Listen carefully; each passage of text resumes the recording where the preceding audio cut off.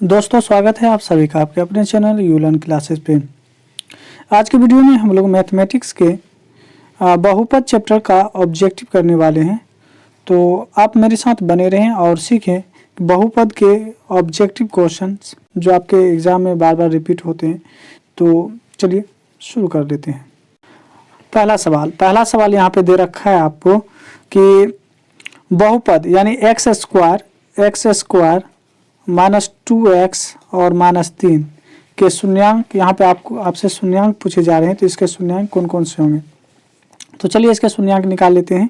इसके शून्यांक निकालने के लिए आसान है। आप क्या करें, यहाँ पे एक्स स्क्वायर माइनस यहाँ पे x यानी प्लस x कर दें और यहाँ पे -3x कर दें, उसके बाद फिर -3।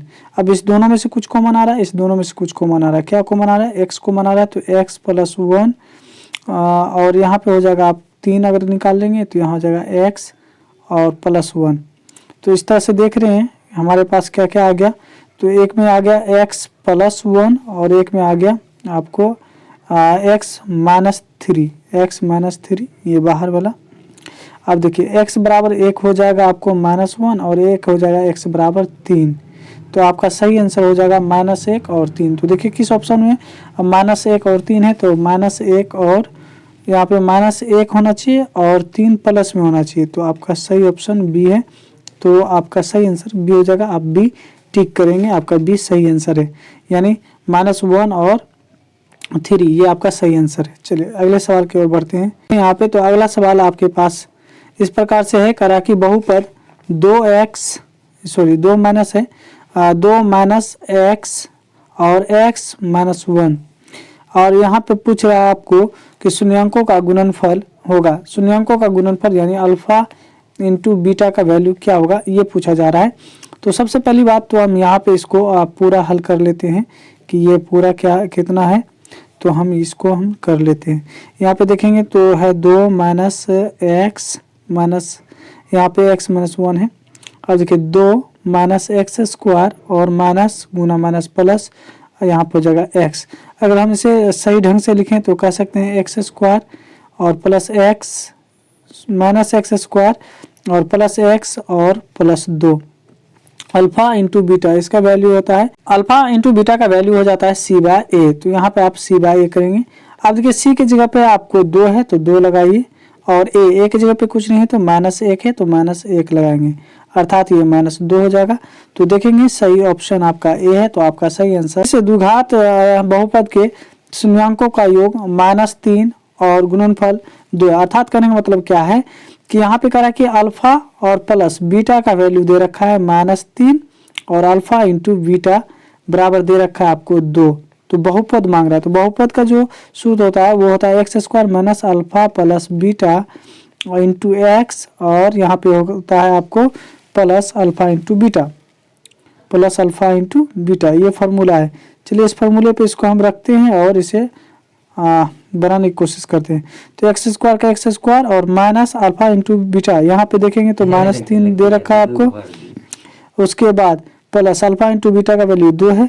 अब यहाँ पे आगे चलकर क्या आ जाएगा x² और माइनस इंटू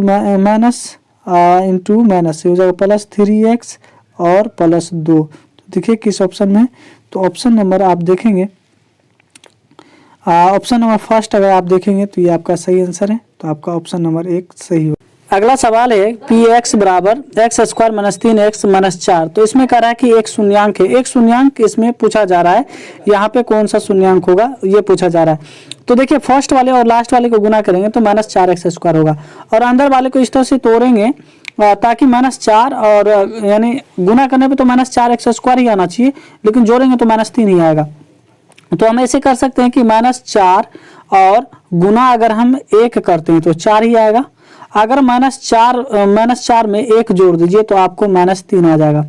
चलिए इसी पैटर्न को इसमें हम रखेंगे और समझने की कोशिश करेंगे। तो यहाँ पे आगे हम क्या लिखने वाले हैं, तो यहाँ पे हम लोग लिखेंगे x² और यहाँ पे प्लस x और फिर यहाँ पे -4x फिर यहाँ पे -4। अब देखिए इस दोनों से कॉमन ले लीजिए आप। तो इससे कॉमन लेंगे तो x कॉमन लेंगे तो x + 1 और इसमें से कॉमन लेंगे -4 तो हो जाएगा x प्लस 1।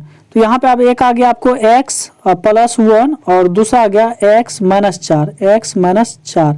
अब दोनों को 0 के बराबर अगर रखेंगे तो पहला अगर रखें तो x प्लस 1 बराबर 0, तो इसका वैल्यू हो जाएगा आपको -1।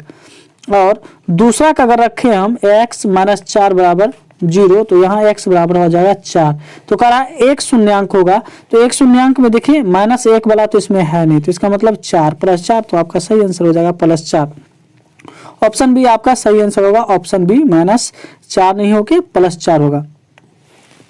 तो अगला प्रश्न कह रहा है कि यदि बहुपद x² - 9x और प्लस यहाँ पे आपका x ही होगा या a ही है, चलिए कोई बात नहीं a, तो यहाँ पे कह रहा है कि मूलों का गुणनफल आपको दे रखा है, तो कह रहा है a का वैल्यू होगा। तो a का वैल्यू कितना होगा ये आपसे पूछा जा रहा है, यहाँ पे हमें इसका जवाब देना है। तो चलिए इस सवाल को हम लोग समझ लेते हैं। तो हम लोग जानते हैं कि अल्फा इंटू बीटा बराबर होता है c/a, और अल्फा इंटू बीटा का वैल्यू दे रखा है 8 और c के जगह पे आपका a है, और a की जगह पे देखें कुछ नहीं तो 1 है। तो यहाँ पे अगर आप a यहाँ पे देखें तो आपका आंसर क्या हो जाएगा 8 बराबर a, यानी a का वैल्यू कितना हो जाएगा 8 हो जाएगा, यानी आप कहेंगे 8 यानी a बराबर 8। तो आपका सही आंसर हो जाएगा ऑप्शन 8 यानी सी है, सी आपका सही आंसर होगा। चलिए अगले प्रश्न की ओर बढ़ते हैं और उसे भी बनाते हैं। अगला प्रश्न देखेंगे, कह रहा है कि यदि px बराबर x² - 2x और 6, तो शून्यांक a और b, तो a इंटू बी का मान होगा। तो यहाँ पे a इंटू बी कहा जा रहा है, यानी अल्फा इंटू बीटा का वैल्यू मांग रहा है। तो अभी जस्ट आपको बताए थे अल्फा इंटू बीटा का वैल्यू होता है c/a। यहाँ पे देखेंगे तो c के जगह पे -6 है तो -6 लगाए, और a की जगह पे कुछ नहीं 1 है तो 1 लगाएं, यानी 1 प्लस में होगा 1 लगाएं, तो यहाँ पे हो जाएगा आंसर -6। तो सही आंसर हो जाएगा -6, ऑप्शन आपका बी सही आंसर होगा। चलिए अगले प्रश्न की ओर बढ़ते हैं और उसे भी बनाते हैं। सवाल यहाँ पे कहा जा रहा है यदि ax² + bx + c बराबर मूल समान है तो निम्नलिखित में होगा। तो आपको एक बात बताए थे कि मूल समान की बात करेगा, तो ये जो विवेचक आपको बताए थे ना, ये विवेचक बताए थे कि विवेचक जो होता है 0 के बराबर होता है, 0 के बराबर होता है जब मूल समान होगा। तो इसमें हम लोग मूल रूप से 3 बात हम लोग सीखे थे।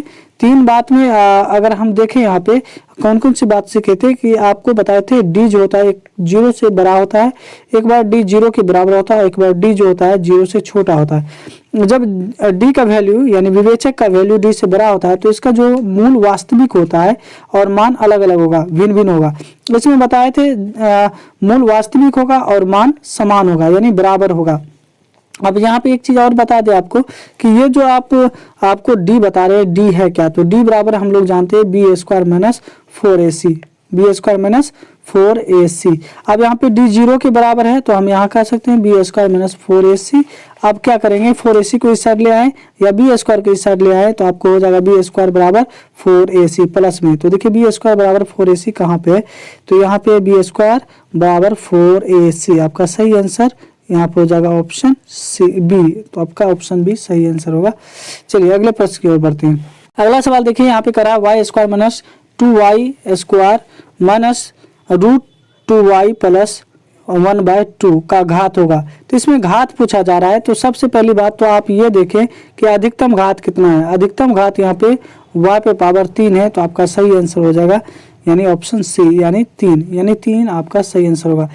घात की संख्या जितना अधिक होगा वही आपका आंसर होगा। तो घात की संख्या देखिए इसमें 3 है, तो इसका मतलब आपका आंसर 3 ही होगा।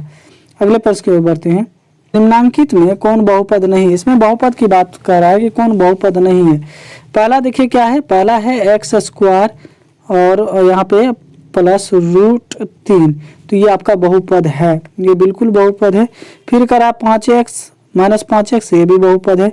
अब यहाँ पे देखें तो यहाँ पे कह रहा है आपको क्या कि 3 यहाँ पे देखेंगे कह रहा है 3x पे पावर 5 और यहाँ पे है प्लस x पे पावर 1/2 और +3। तो आपका ये ऑप्शन बी जो होगा, ऑप्शन बी आप यानी ऑप्शन सी आपका बहुपद नहीं है। अब देखिए बहुपद क्यों नहीं है, इसके लिए आपको हम क्राइटेरिया बताते हैं कि नहीं होने का क्या शर्त है। देखिए कोई भी जो बहुपद होता यानी कहने का मतलब कोई भी जो बहुपद नहीं होता है उनका शर्त क्या है। बहुपद नहीं होने का शर्त क्या है, मेरे कहने का मतलब यह है कि बहुपद नहीं होने का शर्त क्या है। तो बहुपद नहीं होने का शर्त है कि किसी भी चर के ऊपर, यहाँ पे किसी भी चर के ऊपर याद रखेंगे कि पूर्णांक घात नहीं होता है, पूर्णांक घात नहीं होना चाहिए। जैसे 1/2, 2/3, 5/6 या कुछ भी, यानी इस पूर्णांक के रूप में नहीं होना चाहिए।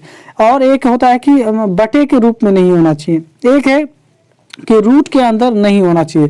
और आपको मालूम है कि रूट एक्स का जो वैल्यू जो होता है वो एक्स पे पावर 1/2 होता है, इसीलिए ये आपका जो होगा बहुपद नहीं होगा। चलिए अगले प्रश्न की ओर बढ़ते हैं।